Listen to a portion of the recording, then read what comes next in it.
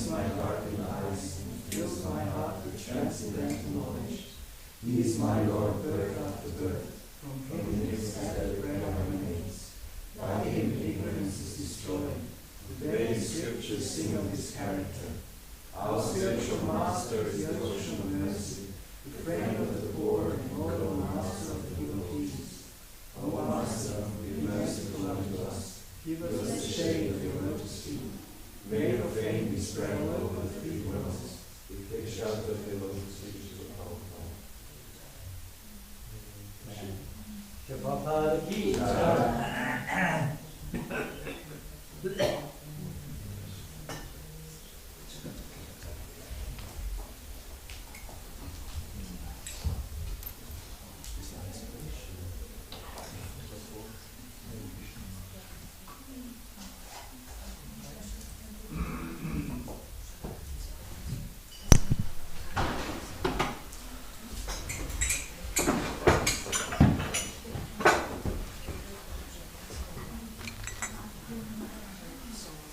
Digging through the archives, hoping to get the pictures that actually suit you. Oh, we can talk about that,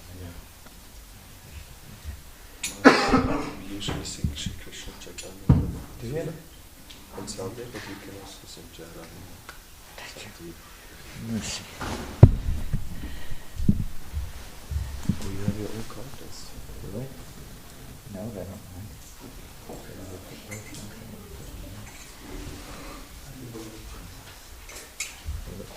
Street Haryans.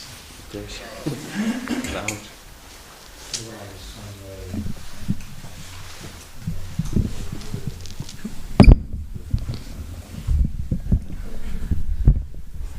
Shri Krishna Chaitanya Prabhu Daya Karo More Shri Krishna Chaitanya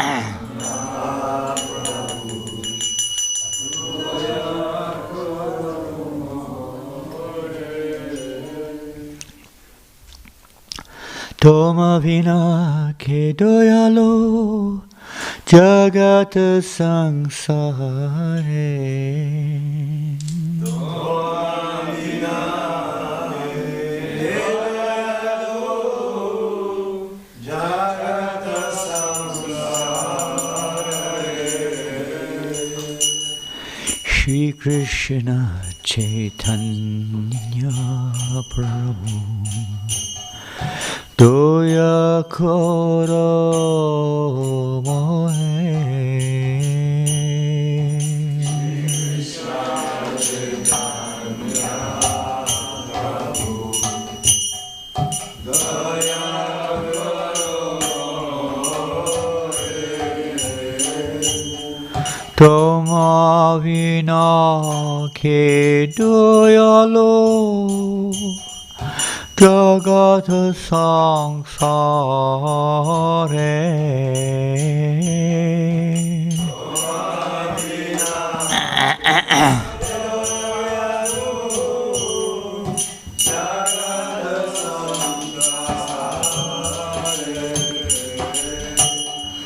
Patita pavana hetu Tava Avatara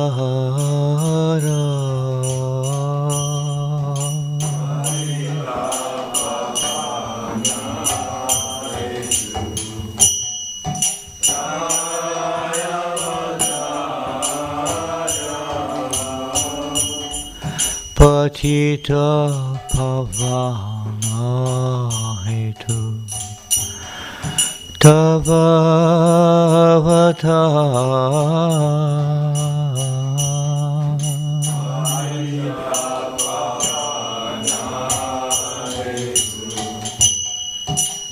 Tava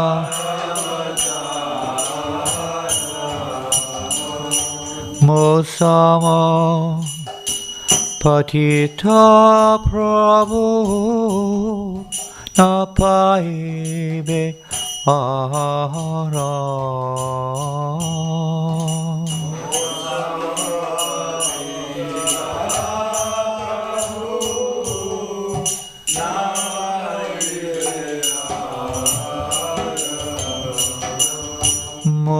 Samo Patita Prabhu Na Pai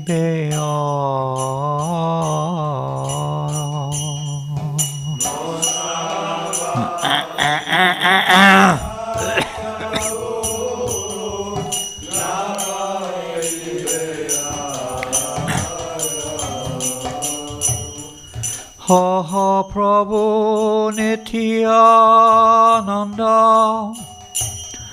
Premananda Sukhi Prabhu Nityananda Premananda Sukhi Ha ha Prabhu Nityananda Premananda Sukhi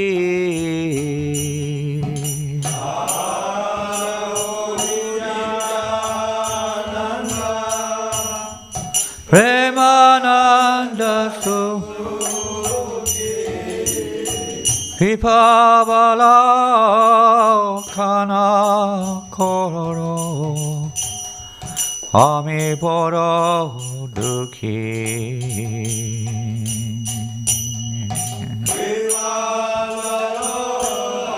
Kana Koro Ami Boro Dukhi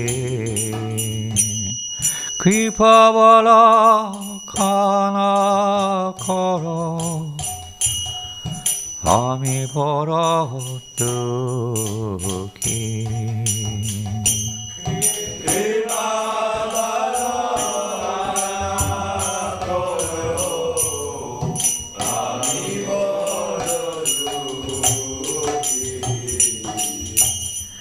Doya Kora Sitapati Advaita Gosai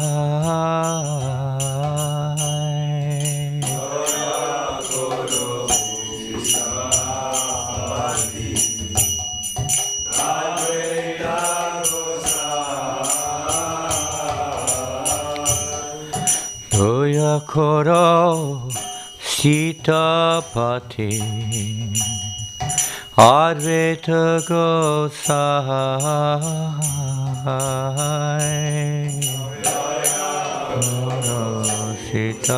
Sitapati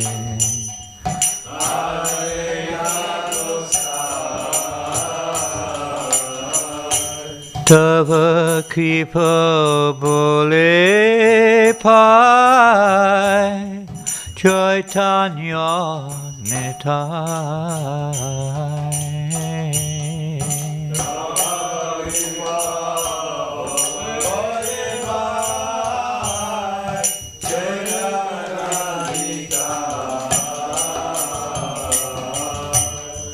Tava Kripa Bole Pai Chaitanya Nitai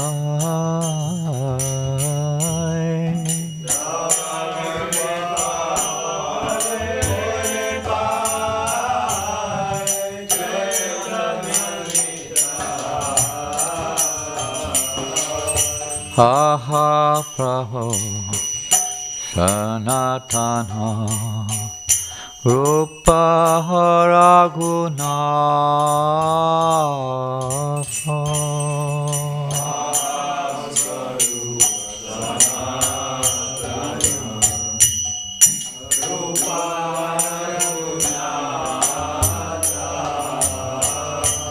Vata Yuga Shijivaha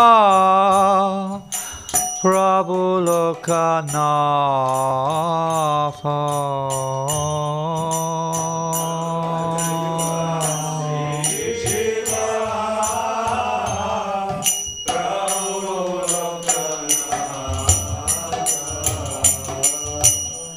Daya Kara Siyacharya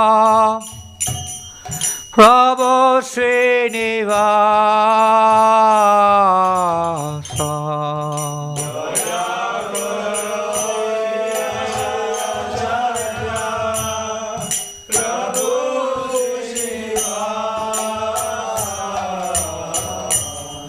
Daya Kara Sri Acharya Prabhu Srinivasa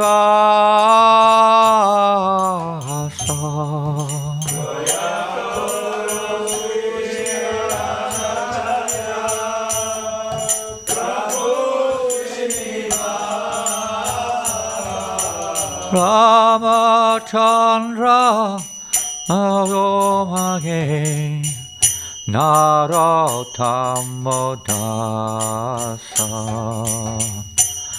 Ramachandra Sangamage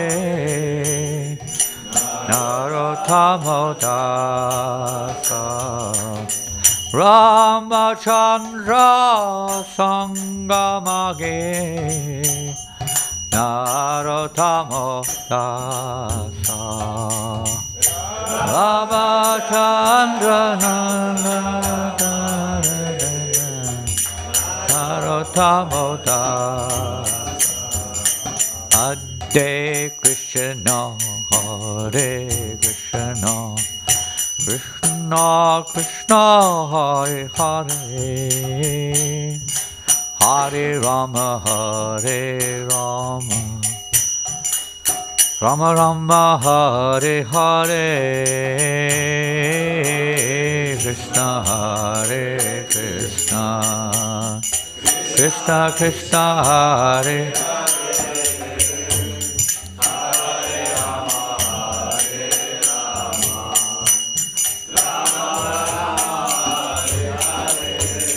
Hare Krishna Hare Krishna Krishna Krishna Hare Hare Hare Rama Hare Rama Rama Rama Hare Hare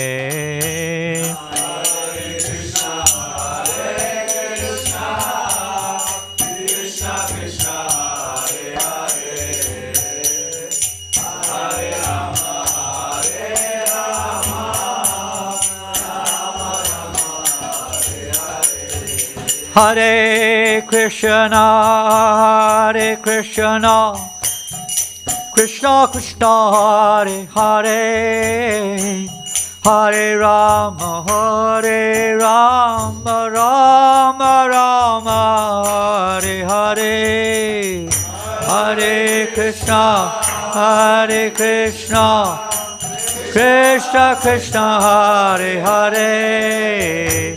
Hare Rama, Hare Rama, Rama Rama, Hare Krishna, Hare Krishna, Krishna Krishna, Hare Hare, Hare Rama, Rama Rama, Hare Hare. Hare Krishna, Krishna Krishna, Hare Hare,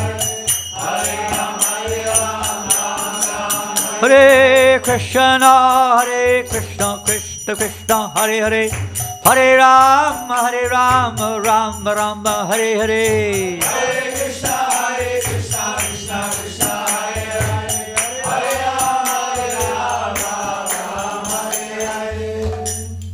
Hare Krishna, Krishna Krishna, Hare Hare,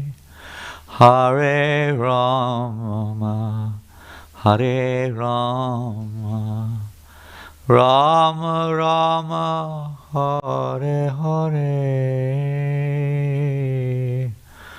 Hare Krishna,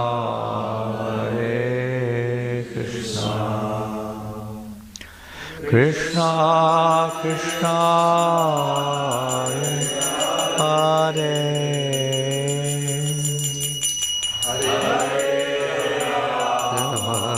Hare Rama,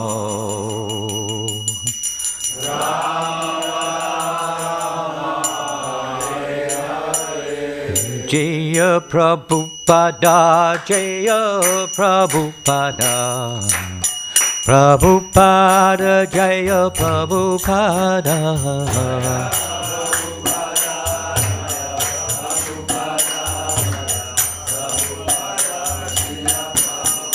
Prabhupada, Prabhupada.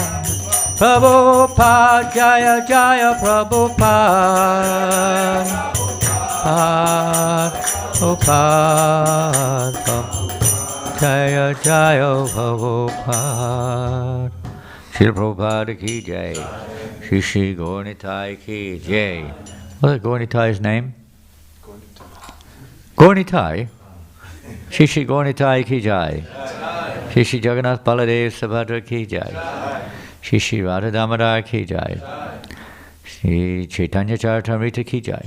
Go Premanandi. All glories to the assembled devotees. All glories to Sri Guru and Grand. All glories to Srila Prabhupada. Namo Vishnu Padaya. Krishna Prashtaya Bhutale. Srimate Bhaktivedanta Swaminiti Namane. Namaste Saraswate Devi. Gauravani Pracharine. Nirvasesha Sanyavari. Paschachade Shatarine. Jai Srila Prabhupada. Vanchakalpatrubhyascha kripasindhubhyeva cha patitam pavanebhyo vaishnavebhyo namo namaha. Hare Krishna. Do we need a translation into German or any other language? Maybe you have to ask in German because they won't understand what I'm asking otherwise. If they need a translation, that is. Everyone's okay? Okay. And we have 18 on the board. 18 on the board. We read 17. Pardon? We read 17. And 18. And 18 is on the board. Wonderful. Okay, very nice. So we're reading from Sri Chaitanya Charitamrita, chapter 22, Madhya Lila rather, chapter 22. And this is text number 17. The title of the chapter is The Process of Devotional Service.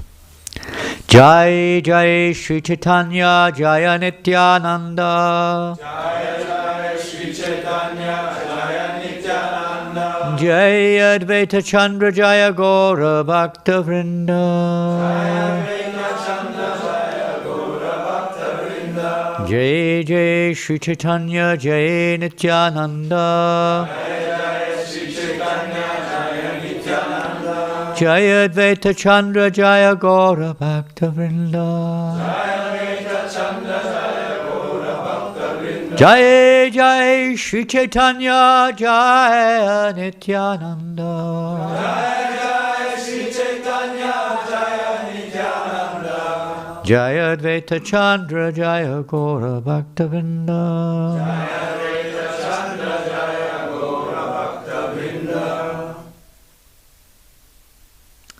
Hare Krishna, Krishna Krishna, Hare Hare.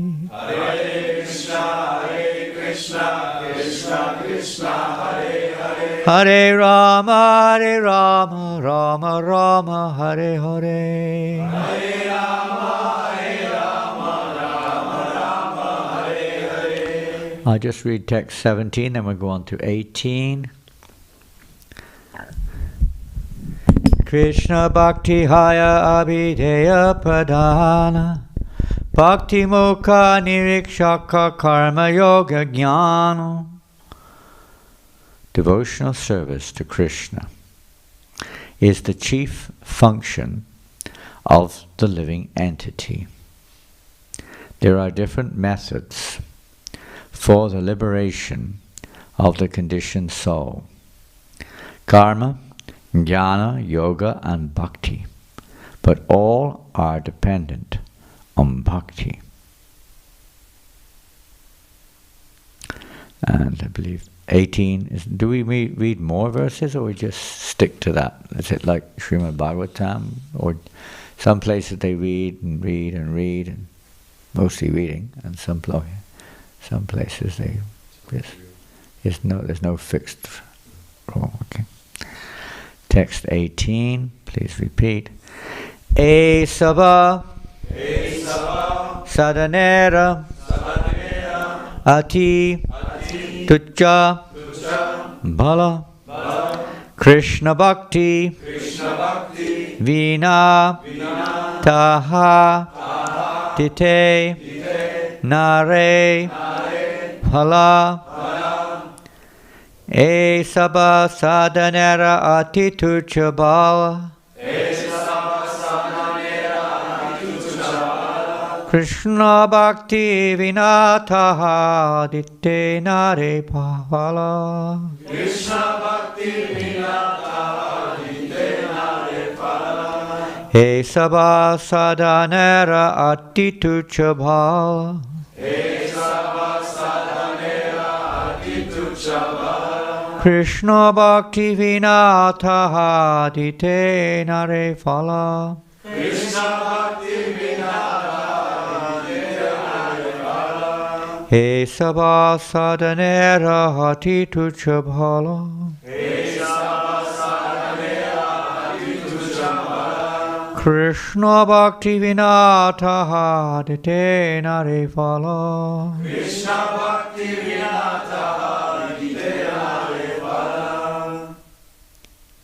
E sabha sadhanera atitucha bala. E sabha sadhanera atitucha bala. Krishna bhakti vinataha ditte nare pala. Krishna bhakti vinataha ditte nare phala. E sabha sadhanera atitucha bala. Etana sadhanera atitucha bala. Krishna bhakti vinataha ditte nare pala. Krishna bhakti vinataha ditte nare phala. Ladies, Matajis, Vaishnavis, what else can I say? Matajis. He sabha sadhanera atitucha bala. He sabha sadhanera ditte nare phala. Krishna bhakti. He sabha sadhanera atitucha bala. Krishna bhakti vinataha ditte nare phala. Krishna bhakti vinataha ditte nare phala. He sabha. All these sadhanera of methods of spiritual activity. Ati, very, tucha, insignificant. Tucha. Bala, strength. Krishna bhakti, devotional service to Lord Krishna. Vina, without. Taha, all of these. Ditte, to deliver. Nare, are not able. Phala, the desired result. Translation and purport by Srila Prabhupada.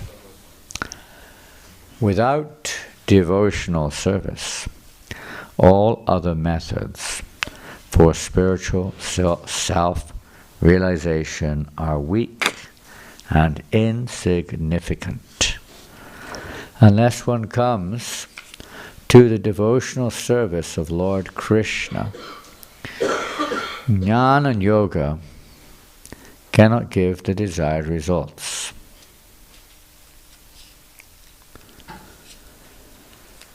Purport by Srila Prabhupada. In the Vedic scriptures, stress is sometimes given to fruitive activity, speculative knowledge, and the mystic yoga system. Although people are inclined to practice these processes, they cannot attain the desired results without being touched by Krishna Bhakti, devotional service. In other words, the real desired result is to invoke dormant love of Godhead. or love for Krishna. Srimad Bhagavatam states 1, 2, 6. Sarvai pungsang paro dharmo yato bhaktiradhokshaje oi tukiya patihata yayatma suprasidati. The supreme occupation, Dharma, for all humanity is that by which men can attain to loving devotional service unto the transcendent Lord. Such devotional service must be unmotivated and uninterrupted to completely satisfy the self. Karma, jnana and yoga cannot actually awaken love of Godhead. One has to take to the Lord's devotional service. And the more one is inclined to devotional service, the more he loses interest in other so-called achievements. Dhruva Maharaj went to practice mystic yoga, to see the Lord personally, face to face. But when he developed an interest in devotional service, he saw that he was not being benefited by karma, jnana and yoga. Srila Prabhupada ki jai. So this is the section of the Chaitanya Charitamrita where Lord Chaitanya Mahaprabhu is quite extensively describing the process of devotional service to Srila Sanatana Goswami. And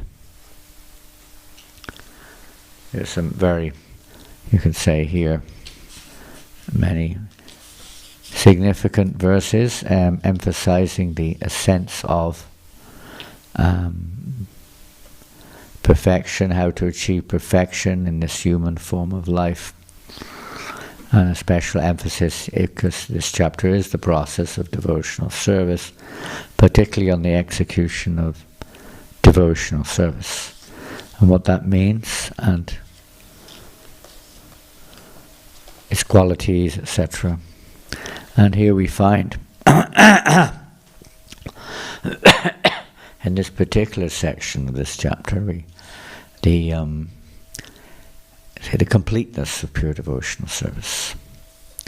That it doesn't depend on any other process. It's unique. Whereas other processes depend on certain situations. Ultimately, to attain perfection, as this verse and purport, Srila Prabhupada clarifies that without a touch of bhakti yoga, they cannot also achieve even their own perfection. What to speak of the absolute perfection. The absolute perfection is attained, as Krishna himself explains in Bhagavad Gita. He has described, to different extent, the process of karma yoga, the process of jnana yoga, and other different processes, even the process of Ashtanga yoga, which most people consider to be yoga.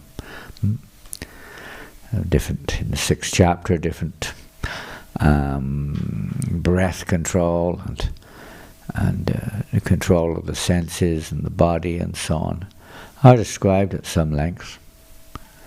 All of which, even there and then, Arjuna, even though he was powerful Kshatriya, he rejected this process. Ultimately, Arjuna, although in the beginning we could say he was presenting a situation of objection towards, well, apparently ignorant of devotional service, presenting more of a case of karma yoga, or let's say karma rather than karma yoga even, But karma, the proper behavior in society, and there are references to this in order to elevate, but they don't, just like Lord Chaitanya Mahaprabhu when he was discussing with Ramananda Roy how to attain this perfection in the human form of life, and how Ramananda Roy was excuse me, describing various stages, all recommended by even Arjuna was quoting Shastra in his arguments not to fight in the battle of Kurukshetra. Ramananda Roy, who, of course, Arjuna is an expansion of Ramananda Roy, so a similar thread can be seen. Ramananda Roy is describing Varna Ashram, and he's describing Karma Yoga, Karma Yoga, Karma Mishra Bhakti, Jnana Mishra Bhakti, Jnana Mishra Bhakti, and different stages, which, as Prabhupada says, may be attractive to people for various, because they're connected directly, you could say, to the stage of elevation from matter to spirit. So naturally people are somewhat inclined to activities which appear to be connected clearly to their material conditioning. Devotional service is a matter of using our conditioning in the service of Krishna. It's not so much emphasizing or developing, displaying our material condition. It may come automatically, but that's not the objective. Jnana Yoga is kind of, in a sense, a display of one's knowledge. Karma Yoga, one's piety and what have you. Yoga itself is obvious that people are attracted with mystic displays or even physical exercises and so on. It's external. Lord Chaitanya rejected all these processes as external. They're not pure. They're not purely spiritual. They're all in relationship with conditional life. So what is the difference with devotional service that here is being emphasized above and beyond all these other processes, which are, when properly performed, stages? Lord Chaitanya didn't reject them entirely, but he wasn't looking for that particular, say, goal or a particular level of understanding, but rather the highest.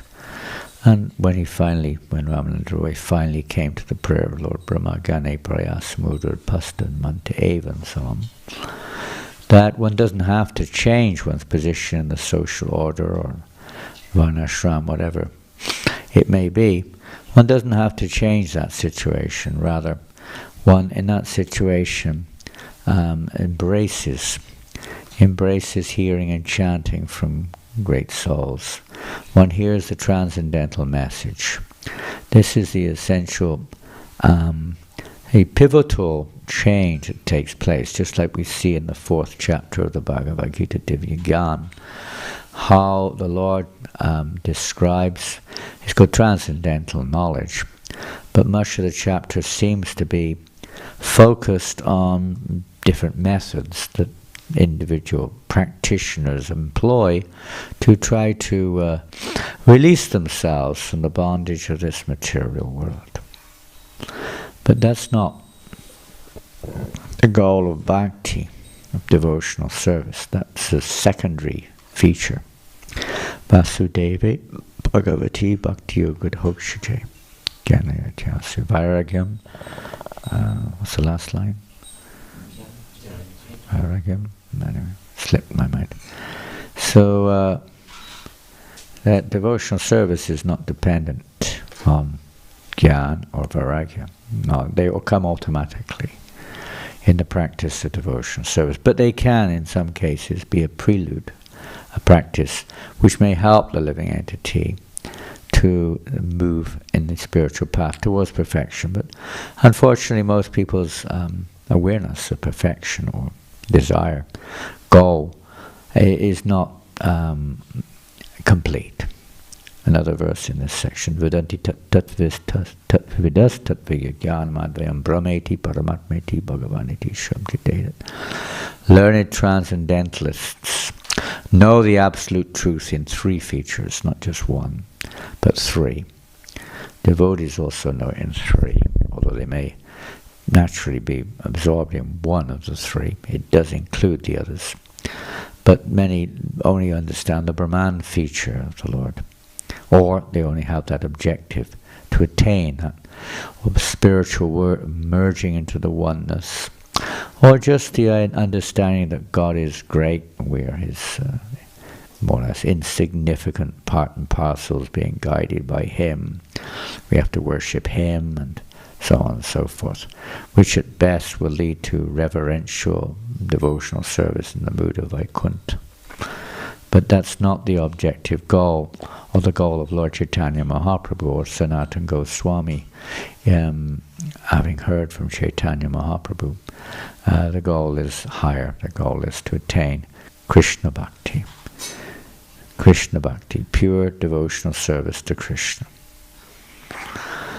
Devoid anyabhilasita shunyam jnana kamajinavatam anukulyena krishnana shilanam. This is the process of devotional service, to cultivate this mood of those who are pure, freed of the influences of gyan, karma, gyan, and any other process come to that. As Krishna says in the Bhagavad Gita, Sarvadharmam parachakya mamikam sharanam braja. Give up all these other processes. Surrender unto me. Having explained many of these processes himself in the Bhagavad Gita, for those who are on the progressive path or happen to be inclined, the ultimate purpose of those, however, is to surrender to Krishna.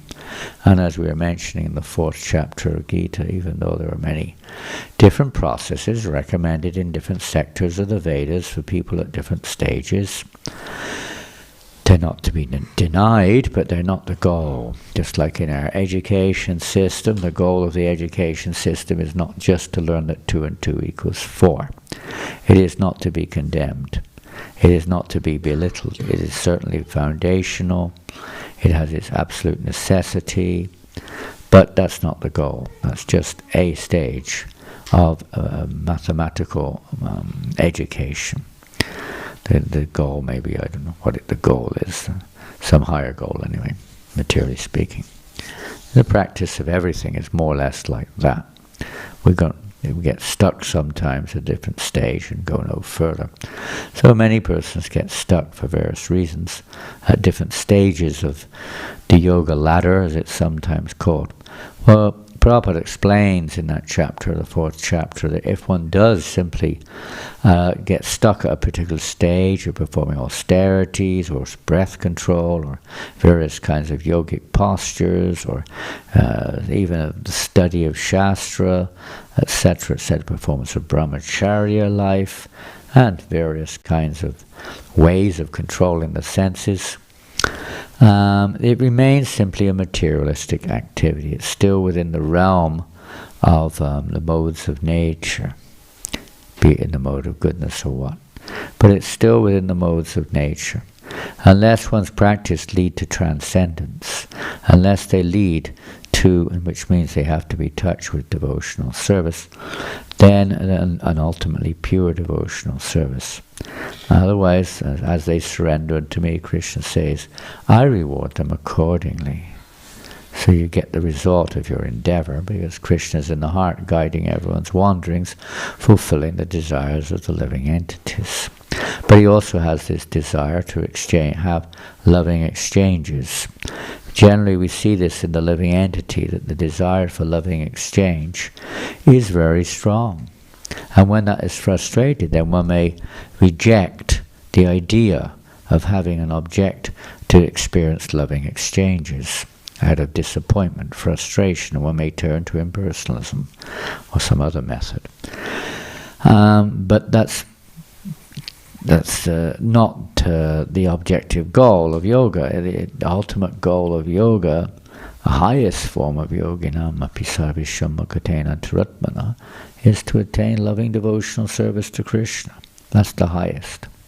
Not just to get stuck on a certain platform of whatever, practice, etc.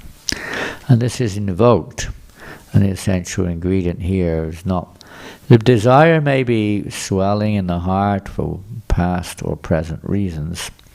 But without the association, the transformation takes place. The transformative verse, in a sense, in the 4th chapter, which Krishna explains, in of itself you could say it's not necessarily transcendental knowledge, but it's the transformative statement which awakens transcendental knowledge, and not just knowledge pertaining to this world, which elevates one to a liberated condition, or knowledge of the liberated stage, but the actual knowledge which this verse is referring to is the constitutional nature of the soul. That can only be understood and practically realized in the association of pure devotees of the Lord. So Krishna says, Tadvidi pratipatena pariprashnena sevya upidikshanti te jnanam jnaninas tattvadarshana. Just to try to learn this truth by approaching a spiritual master. Inquire from him submissively. Render service. Because the self-realized soul has seen the truth, he can impart that knowledge unto us.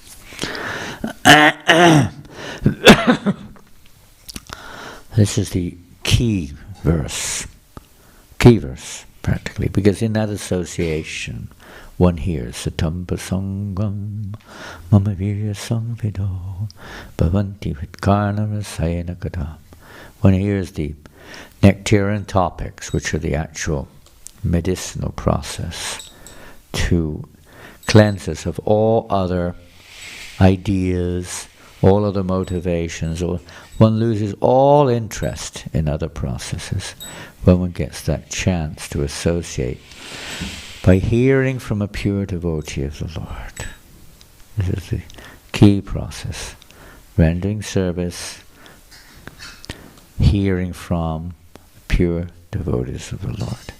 Their association. This is, in the case of Dhruva Maharaj, which Prabhupada mentions here in this purport, there's an example of somebody who did engage the process here of Jnana Yoga to try to see God, or in his case he didn't know who God was, but just the principle of a supreme being who, is their objective to fulfill their material desire. In his case, he approached with a material desire. One of the 4 ways in Bhagavad Gita which Krishna mentions one can approach him. That's not pure devotional service, it's mixed at most, karma, desiring a material return. But by the mercy of Narada Muni, he got the association of Narada Muni, who engaged him in devotional service by chanting the name Om Namo Bhagavate Vasudevaya. He gave him a process whereby to chant that he will attain his ultimate goal. And he took it seriously, even though he had no knowledge of what the real goal was. But he practiced that very seriously, even a young boy. And consequently, because of the grace of Narada Muni, Krishna was pleased with him and eventually gave him his darshan, although he was not qualified to receive it in one sense. But by the association of Narada and by having firm faith in Narada's instructions, he got the mercy of Krishna. And when he had that mercy, when he had that darshan of the Lord, and somebody, maybe Christian, you know the verse, famous verse in the Hari Bhakti Sutta, it's quoted somewhere else in some scripture also, where Dhruva Maharaj says, I approached you looking for broken pieces of glass.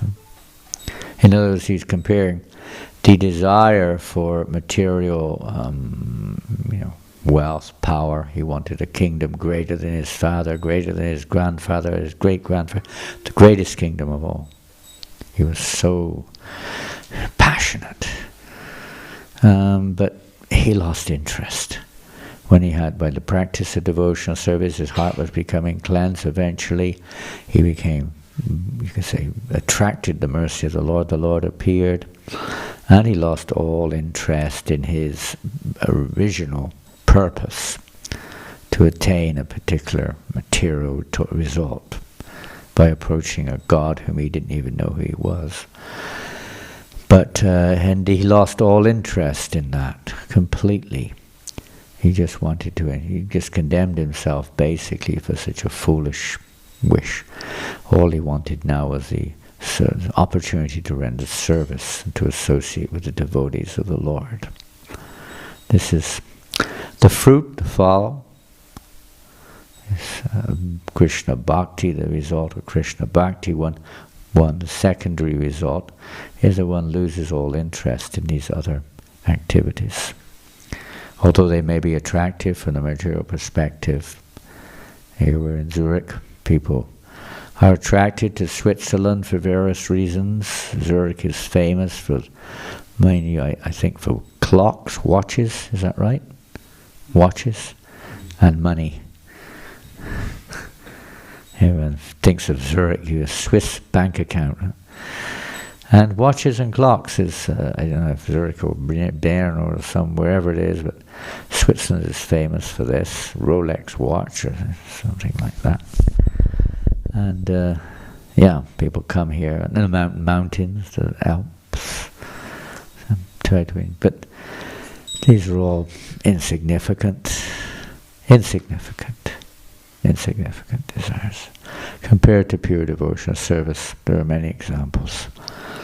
How persons who may have approached the devotees, many examples are there.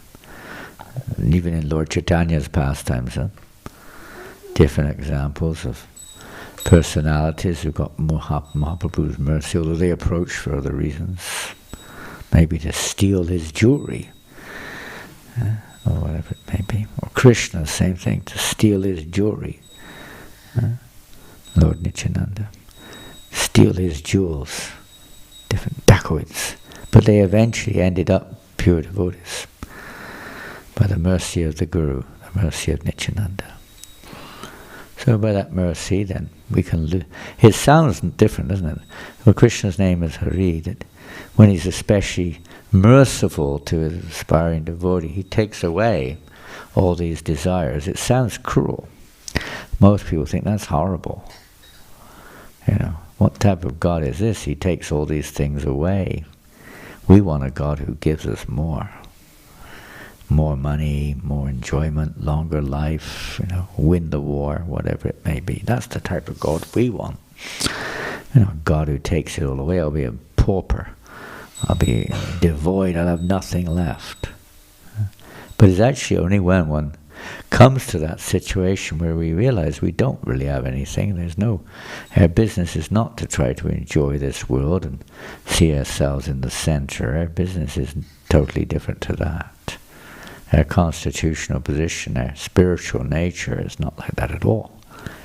Our nature is simply to exist for the pleasure of Krishna, as we were hearing last night. That's where real satisfaction lies. And any mother, sincere mother with her child, can appreciate that she dedicates her life and soul to the child. And that's a pleasure which is incomparable to the other types of pleasures one may get as a mother, or as a woman, especially without a child. But any other pleasures you get in life, the pleasure of serving one's child is far greater. It's so pleasing to the mother.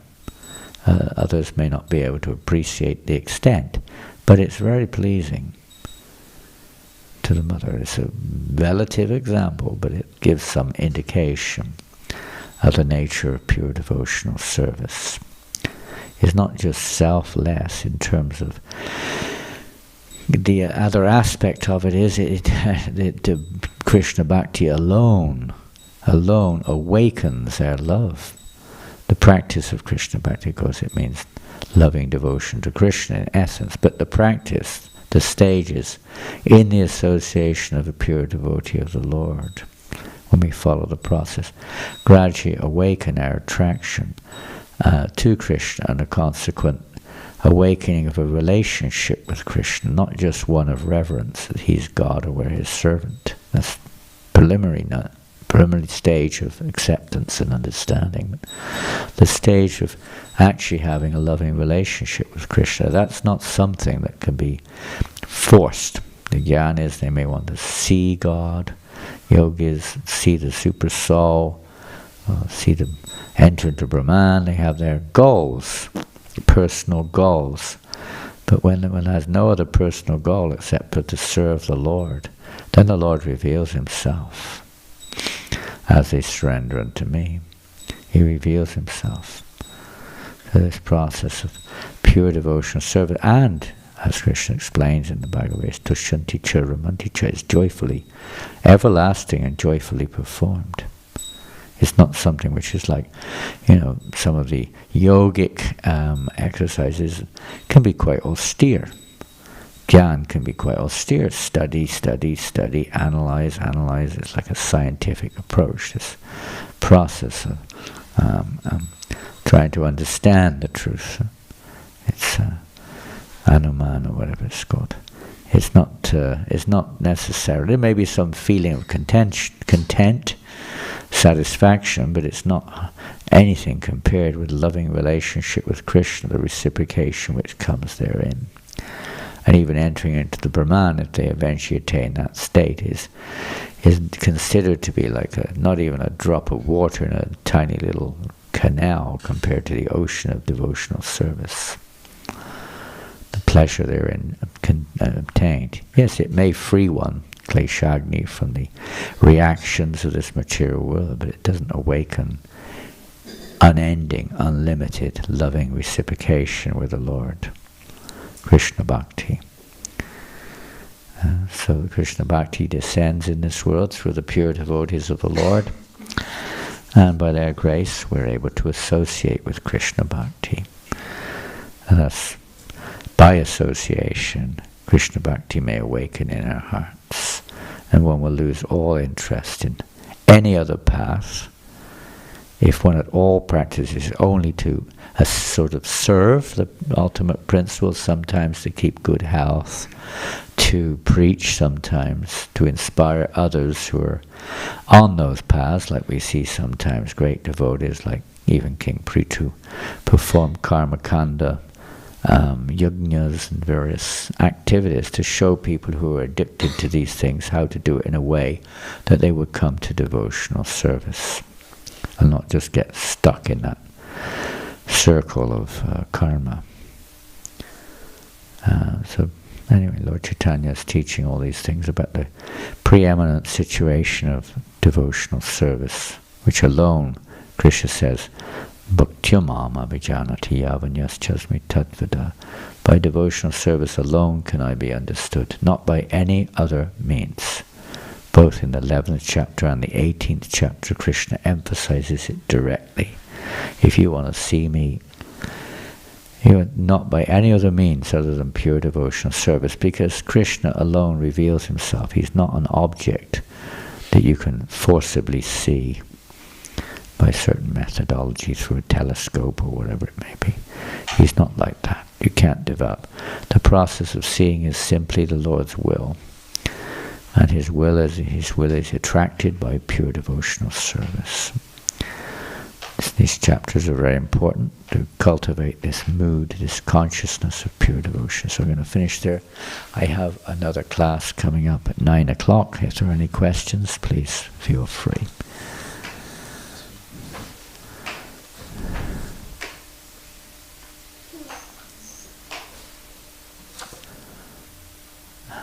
I saw all kinds of vegetables sitting in the room there. What happened to them? Are they pardon? We'll do it after the breakfast. We'll cut. Okay, you have a united endeavor to cut the vegetables after breakfast, is it? Yeah, usually we do it during class, but today we've done. Oh, I missed the fun. So nice to see devotees engage in service, but Srila Prabhupada did on occasions say, no, just here, don't do anything else during class. He said that on occasions. He said that even, I distinctly remember one time in the manor during a darshan, there Prabhupada sitting there, and it was the mother of the temple president, if I'm not mistaken, the mother of one of the devotees, I think it was the mother of the temple president was there, and Vajrahari's mother, I think, but it may have been another one. But it was definitely the mother of somebody. She was knitting some woolen thing, maybe a jumper for her son, or even for Prabhupada or something. It may have been for Prabhupada more likely. And Prabhupada said, no, stop. Try to hear, try to hear. But we know, in many cases, the devotees fall asleep during class. Have you ever seen that happen? Maybe not, because you're always asleep. You don't see what's going on. So it used to be, if it still is, devotees get more sleep now than we used to. I mean, if you got 6 hours sleep in a day, that was like a kind of, well, we wouldn't look at it like that, but it would have been very extraordinary, exceptional. So it wasn't unusual devotees would get 3-4 hours sleep, and it wasn't unusual they fall asleep during japa, class, kirtan, prasadam, everything. I many times fell asleep during prasadam. You can't imagine that now. Huh? Yeah, we weren't transcendental, but we were determined and enthusiastic, and sometimes we just didn't get sleep. You had to stay up late washing the pots, and there's no question of sleeping during the day. Not like last night. I took rest at 12:30, so I didn't convince myself that wasn't even required. I didn't wake up till 6:30. That would have been enough to tell you to pack your bags in those days. You can sleep in the park next door. Where were you? I remember one time Prabhupada in the manor also, I think it was the same devotee, temple present, didn't come to Mangal Arati. Prabhupada something happened, and Prabhupada wanted to see the present during the japa period, and he asked his secretary, his servant, call the temple president. And he went looking, and he said, Prabhupada, temple president's resting. So I said, what? Call him here right now. So he went to his room. Prabhupada wants to see you right now. If anything would get you up, that would get you up. And he came. So he didn't even talk about the subject, at least initially. He said, where were you? Why you were not at Mangal Arati? Prabhupada was tired. No. Why were you not at Mangal Arati? Well, I got back at 2:30 this morning, Prabhupada. Why were you not at Mangal Arati? He didn't let him off. He had, took rest about 2:30 in the morning. It didn't make no difference to Prabhupada. I remember one time in 72, that would have been, Prabhupada went to a program in Reading, a city near London, and it was an Indian family had arranged a program. So after the program, which finished about 10 o'clock, the family said, Swamiji, will you please come to our house and bless her, bless us, bless our house.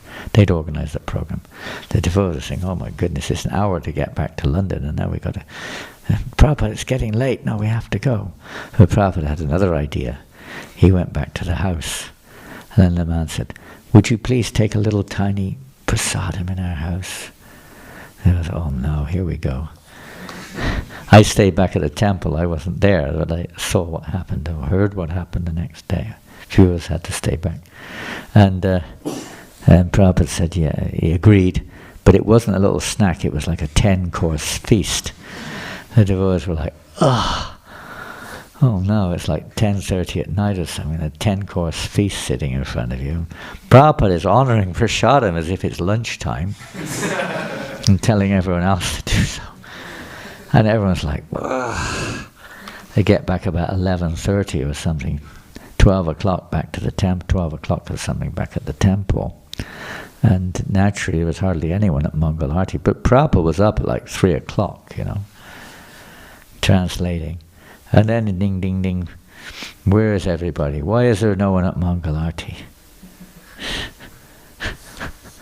Yeah. Anyway, we're not saying you should do like that, but some austerity has to be there. We're not here just as for a comfort zone. We're here to let go of our attachments a little bit and embrace the process of devotional service. Hare Krishna, any questions? So this jnana and vairagya are also there, but they're part of they serve devotional service, little austerity, renunciation, study of the shastras, remembering verses, and so on and so forth. This is also there. Knowledge in relationship with Krishna. Yes, Prabhu. No, Prabhu. Yes. What is your name again? Mike. Mike. You got the mic. I got the mic. You got the mic, okay. Switch on the mic. But yeah, mic, okay. Turn on. Now Wake it's up. on. Okay, yeah, Mike. Yeah, you mentioned that there are 4 types of people who seek Krishna. Or approach him. Yeah, approach. Yeah. And then it says that the most dearest one is the one who seeks knowledge. So how does it align with the other statement that the most dear is the one that has bhakti? Yeah, bahunam jamanante jnanam bhajate. After their approach in the Bhagavad Gita, Krishna says, you can bring a Bhagavad Gita quickly. We have enough time to just quickly look at that, I think. You may have to start getting ready up there. Huh? You need the key, yeah? Okay. Where's my glasses? Here they are. Couldn't see them because I was holding them. And the key. There we go. So get the thing set up. We have a Zoom class every Sunday morning, usually at 8, but sometimes 9, so today it's 9.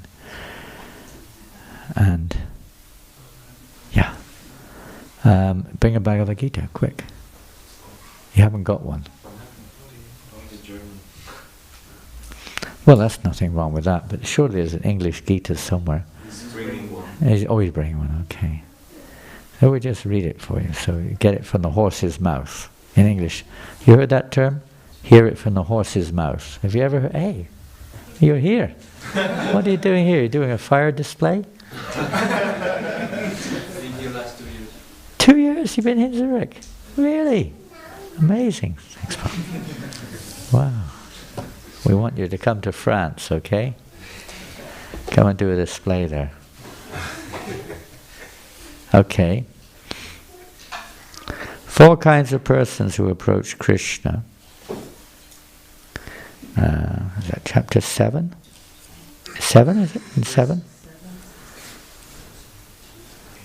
Out of many thousands amongst men, one may endeavor for perfection, and of those who have achieved perfection, hardly one knows me in truth.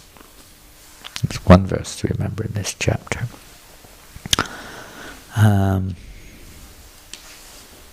What verse number is it?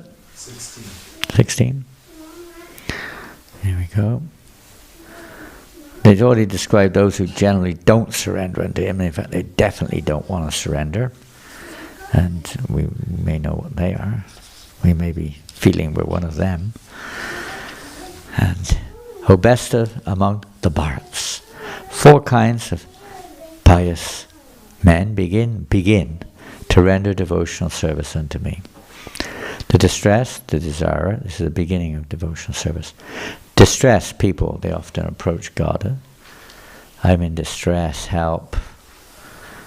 Even atheists sometimes resort to this. God, help us. The desire of wealth, like Dhruva Maharaj. The inquisitive. Who are the inquisitive? Who are the inquisitive? Who are the example of the inquisitive who approach God?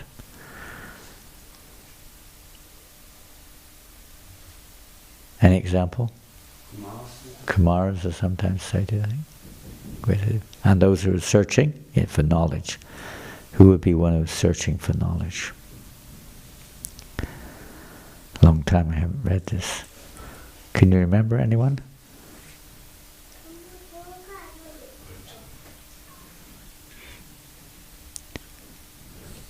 I don't think it's mentioned in this purport. But anyway, these 4 types of persons are mentioned here. Of these, the one who is in full knowledge, not just inquiring about knowledge, but coming to the perfection of that.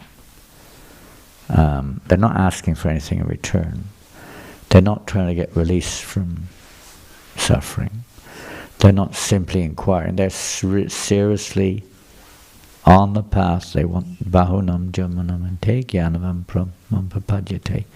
After many births they may come to me and surrender to me. It may take some time, but they're on the path. And because they're devoid of any other desire, and when of these, the one who is in full knowledge, not partial knowledge either, full knowledge of Krishna and his, as we heard earlier on, Brahmeti Paramatmeti Bhagavaneti Shabjade, knows Krishna in full, and who is always engaged, Mamchiyo Vyabhichara Bhakti Yogena Sevati, always engaged in devotional service, is the best. It makes sense, doesn't it? So they're the best, for I am very dear to him and he is dear to me, because they're fully engaged. All these devotees are undoubtedly magnanimous souls, but he who is situated in knowledge of me I consider to be just like my own self. People who approach, generally speaking, they can also, of course, come to this platform, but in of itself, they're approaching for a material reason. And that is also pious, they're magnanimous, but they're not in the same platform when it was realized, has realized knowledge of the Supreme. They consider just like my own, being engaged in my transcendental service, because they've come to this understanding. And the next verse says the same thing, which we just quoted actually. Bahunam jamanante jnanavan mapapajite. After many births and deaths, he who is actually in knowledge surrenders unto me. Knowing me to be the cause of all causes and all that is. Such a great soul is very rare. So he's the really great one who's on that path of surrender. It is not that the devotees who are less complete in knowledge are not dear to the Lord. The Lord says that all are magnanimous, because anyone who comes to the Lord for any purpose is called a Mahatma, or a great soul. The devotees who want some benefit out of devotional service are accepted by the Lord, because there is an exchange of affection. But it's not so selfless, it's not so, say, for the pleasure of Krishna. There's still an element of my own. Out of affection they ask the Lord for some material benefit. They have faith in God, they know that he's the provider and so on. And when they get it, they become so satisfied that they also advance in devotional service. Thank you, Krishna, how can I serve you? But the devotee is in full knowledge is considered to be very dear to the Lord, because his only purpose is to serve the Supreme Lord with love and affection. Such a devotee cannot live a second without contacting or serving the Supreme Lord. Similarly, the Supreme Lord is very fond of his devotee and cannot be separated from him. So it's really referring to one who has actually realized this knowledge, not just theoretical, but by practically applying that knowledge, as we see in the 4th chapter, Krishna says, one who applies this knowledge, realizes this knowledge in due course of time. They're applying the knowledge in their life. And thus, after many births, they come to this platform of completely surrendering unto Krishna. So one's on that path of surrendering is most dear to the Lord. Okay, we're going to have to finish because I've got to go upstairs to get ready for this next program. Thank you very much. Hare Krishna, glories to Prabhupada. And Sabyasachi, you've also been here for 2 years, is it? It seems like it. 2 days. 2 days? Just 2 days? Yes. Only 2 days? You just came back from Vrindavan? Yes, sir. Why you leave Vrindavan at this moment? This is like the time when everyone's coming. Affection Affection for what? for the devotees. Wow, isn't that wonderful? There are no devotees in Vrindavan? I heard it's super crowded this year, is that right? Yeah. I had a letter from one devotee yesterday or the day before, said, so crowded, Madhya. I can't deal with it right now, we'll have to wait till Kartik finishes. He said, it's packed, sardine can. It's nice to be packed up with devotees, huh? Yeah, nice to see so many devotees here this morning. Bhagavatam class. Chaitanya Charitamrita. Okay, we better go. Hare Krishna. So, happy chopping. You're going to be chopping the vegetables? Yes? Everybody? After breakfast. You can eat them first. Make sure that nobody eats them. We had a devotee. There was one devotee, I'd never forget. He was such a sweet soul. But if there wasn't enough breakfast, which sometimes was the case, there's a lot of devotees coming in the manner, he would go and just grab every raw vegetable he could get. Cauliflower, cabbage. He would go out in the fields if he couldn't get in the boga room and tear them out the ground. He had such a voracious appetite. So we hope there's enough breakfast, otherwise. Hare Krishna. Shri Baba ki jai.